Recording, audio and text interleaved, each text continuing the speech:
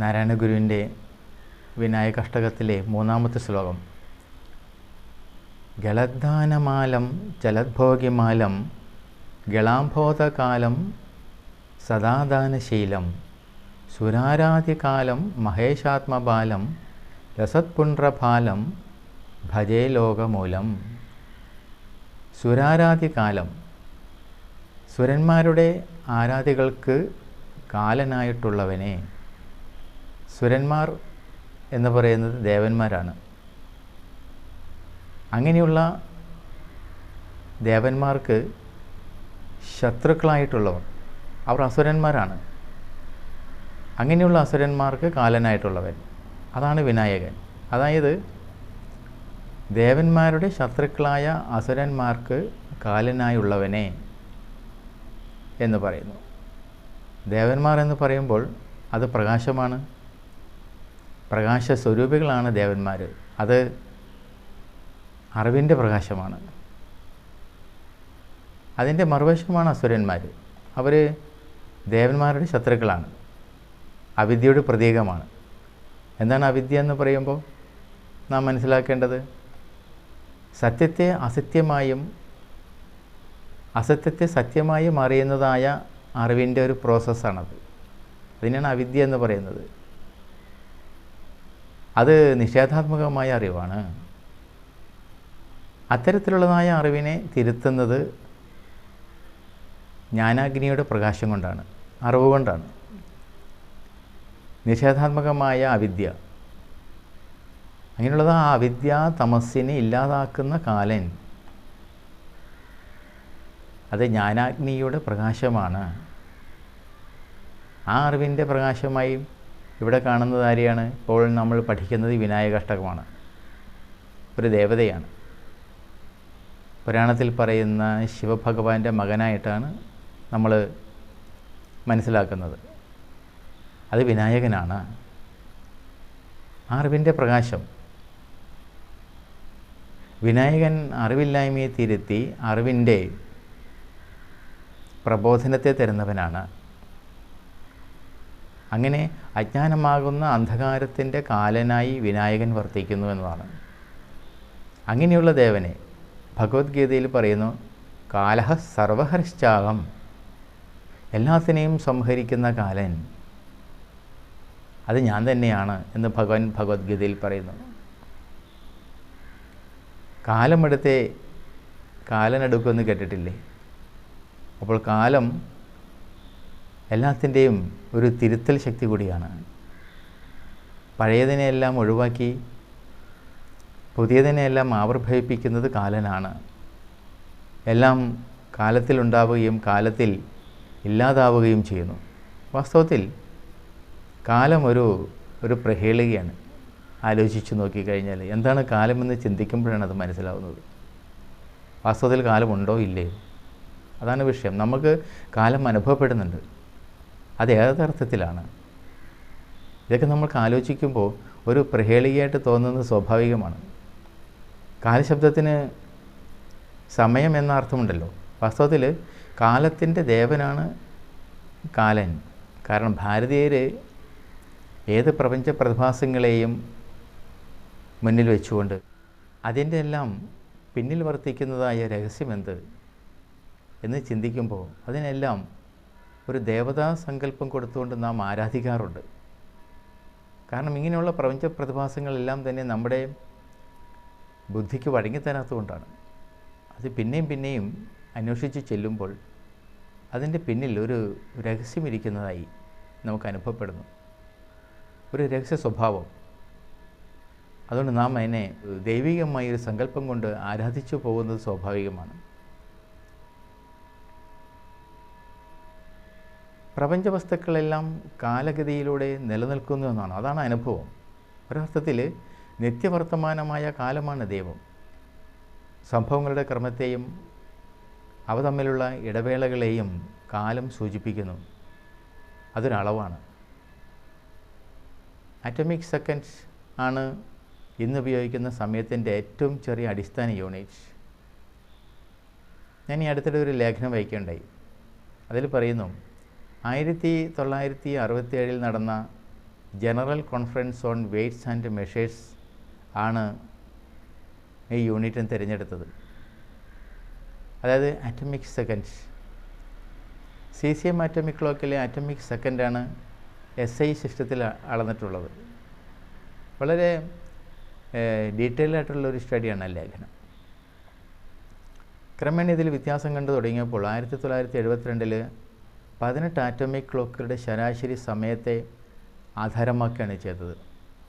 Albert ഐൻസ്റ്റീൻ്റെ ആപേക്ഷികതാ സിദ്ധാന്ത പ്രകാരം സമയം ആപേക്ഷികമാണ്. അതായത് അതിന് ശാശ്വതമായിട്ടുള്ളൊരു ഉണ്മയില്ല എന്നതാണ് സത്യം. വേദാന്തം അത് തന്നെയാണ് ഉദ്ഘോഷിച്ചിട്ടുള്ളത്. ഓരോ വസ്തുവിനും തൻ്റെ ചുറ്റുപാടുകളെ അപേക്ഷിച്ച് ഓരോ സമയക്രമമുണ്ട്. ഇതിനെ തനത് സമയം, അതായത് പ്രോപ്പർ ടൈം എന്ന് പറയുന്നു. സിദ്ധാന്തപ്രകാരം രണ്ട് സംഭവങ്ങൾക്ക് തമ്മിൽ ദൂരം എന്നതുപോലെ സമയത്തിലുമുണ്ട് അകലം. വിശിഷ്ട ആപേക്ഷികതാ സിദ്ധാന്തപ്രകാരം സ്ഥലവും കാലവും ആപേക്ഷികമാണ്. പ്രകാശവേഗത്തിന് ആനുപാതികമായി സഞ്ചരിക്കുന്ന വസ്തുവിൻ്റെ സമയത്തെയാണ് ഈ സമയവികാസം എന്നതുകൊണ്ട് സൂചിപ്പിക്കുന്നത്. ഇതൊക്കെ മനസ്സിലാക്കുമ്പോഴും ഭാരതീയർ അവർ കാലൻ്റെ കാലനെ ആത്മാവിൽ ദർശിക്കുകയും ചെയ്യുന്നു എന്നതാണ്. അപ്പോൾ 10,000 ആണ്ട് ഒരു അല്പനേരമാകും എന്ന് നാരായണ ഗുരു പറയുമ്പോൾ ഈ കാലം എവിടെ പോയി എന്ന് ചിന്തിക്കാറുണ്ടോ? അല്ലെങ്കിൽ അരനൊടി 1000 ആണ്ട് പോലെ അനുഭവപ്പെടുന്നു. അതായത് കാലത്തെ സംബന്ധിച്ച് നാം ചിന്തിക്കുമ്പോൾ നമ്മുടെ മുന്നിൽ അതൊരു പ്രഹേളികയായിട്ട് അനുഭവപ്പെടുന്നു എന്ന് ആദ്യം പറഞ്ഞില്ലേ? അതുതന്നെയാണ് 10,000 ആണ്ട് ഒരു അല്പനേരമായി തോന്നുന്നതായ അനുഭവതലമേത്? അല്ലെങ്കിൽ അരനൊടി 1000 ആണ്ട് പോലെ തോന്നുന്നതായ അനുഭവതലമേത്? ഇതാണ് നാം മനസ്സിലാക്കേണ്ടത്. കാലം പിടികിട്ടാത്തൊരു പ്രഹേളികയായി നമ്മുടെ മുന്നിൽ നിൽക്കുന്നു അല്ലേ? കാലം വ്യവഹാരത്തിലുള്ളതും പരമാർത്ഥത്തിൽ ഇല്ലാത്തതുമാണ് എന്ന് ഭാരതീയർ കണ്ടെത്തിയതിൻ്റെ പിന്നിൽ ഒരു തപസ്സുണ്ട്. ഐൻസ്റ്റീൻ സമയം ആപേക്ഷികമാണെന്ന് പറഞ്ഞതിന് എത്രയോ മുമ്പേ തന്നെ ഭാരതീയർ അതിനെപ്പറ്റി പറഞ്ഞിരിക്കുന്നു എന്നതാണ്. ഭാരതീയർ നേരത്തെ തന്നെ വ്യവഹാരത്തിൽ ഉണ്ട് എന്ന് നാം പറയുന്ന കാലത്തെ അളന്നവരാണ്.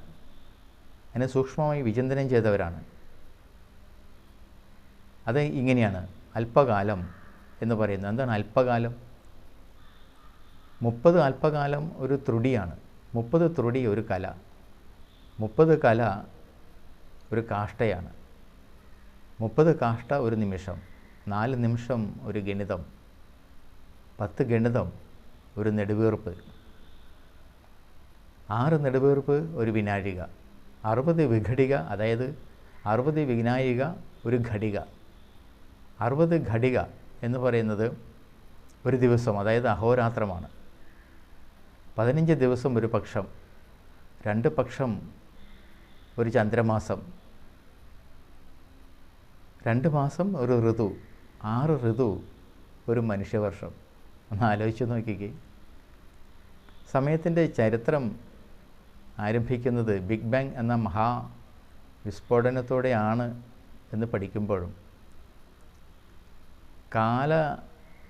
കാലബോധം, ആ കാലത്തെ സംബന്ധിച്ചുള്ള ഭാരതീയരുടെ സൂക്ഷ്മമായ പഠനങ്ങൾ, ഇതെല്ലാം നമ്മൾ ചേർത്ത് വെച്ച് പഠിക്കേണ്ടതാണ്. ബിഗ് ബാങ് എന്ന മഹാവിസ്ഫോടനത്തോടെയാണ് ഈ പ്രപഞ്ചമുണ്ടായത് എന്ന ആധുനിക ശാസ്ത്രത്തിൻ്റെ അറിവ്.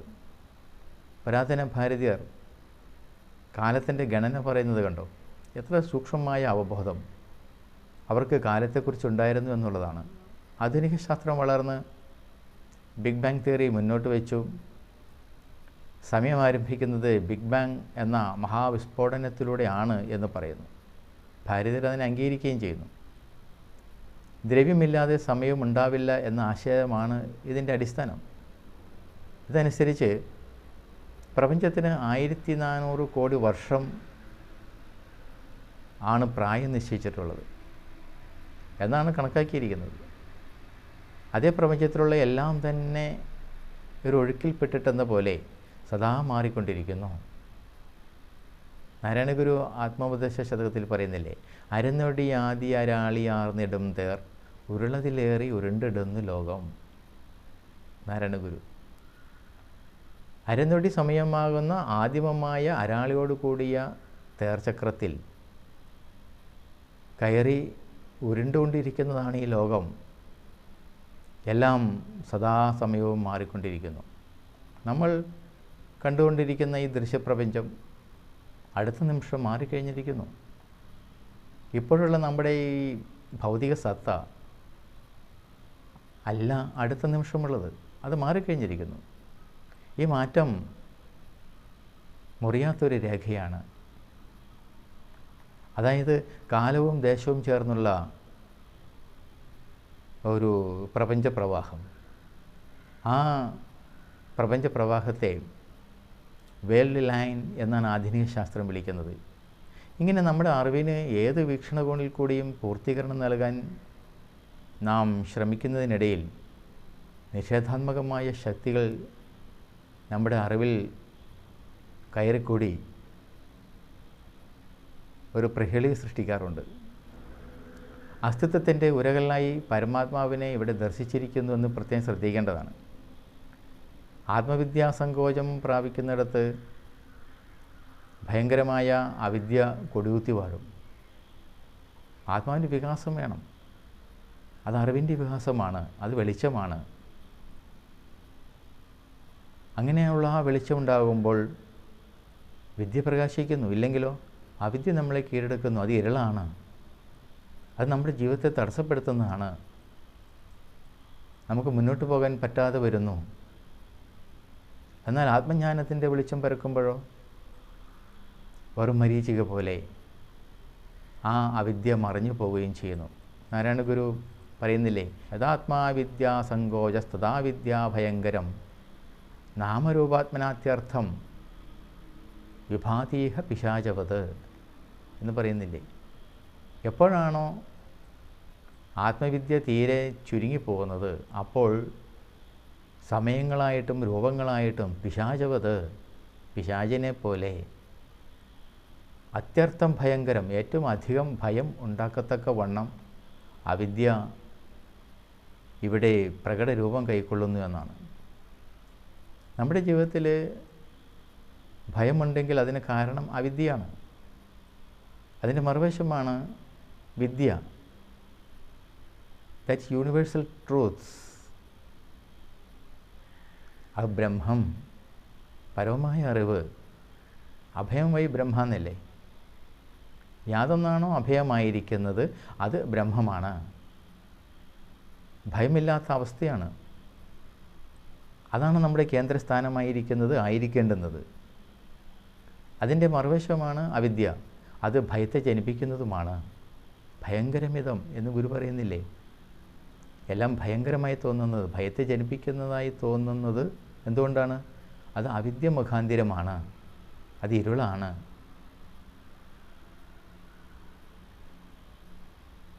ആത്മജ്ഞാനമില്ല, അറിവില്ല എന്ന് പറയുമ്പോൾ ആത്മജ്ഞാനമില്ല എന്നാണ് അർത്ഥം.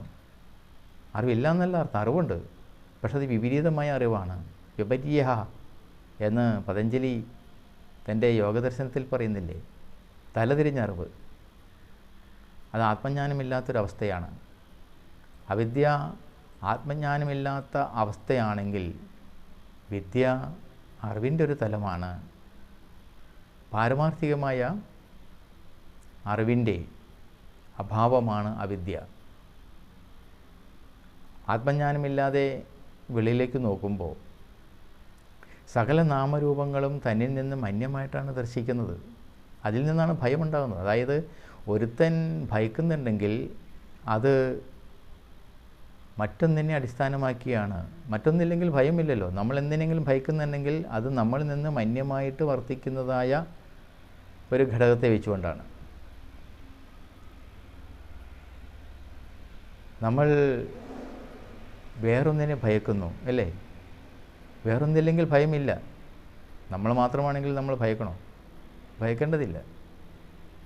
ആത്മപ്രഭാവമില്ലെങ്കിൽ ഇത്തരത്തിൽ പിശാചനെപ്പോലെ സദാസമയവും ഭയം ജനിപ്പിച്ചുകൊണ്ടേയിരിക്കും. അതിൻ്റെ ആകത്തുകയാണ് അവിദ്യ എന്ന് പറയുന്നത്. ഇവിടെ സ്വരന്മാരെ പറ്റി പറയുന്നു. സ്വരന്മാർ പ്രകാശരൂപികളാണ് എന്ന് പറഞ്ഞല്ലോ. അത് ജ്ഞാനമാണ്. അതിൻ്റെ ശത്രുക്കളാണ് സ്വരന്മാർ, അതായത് അജ്ഞാനം.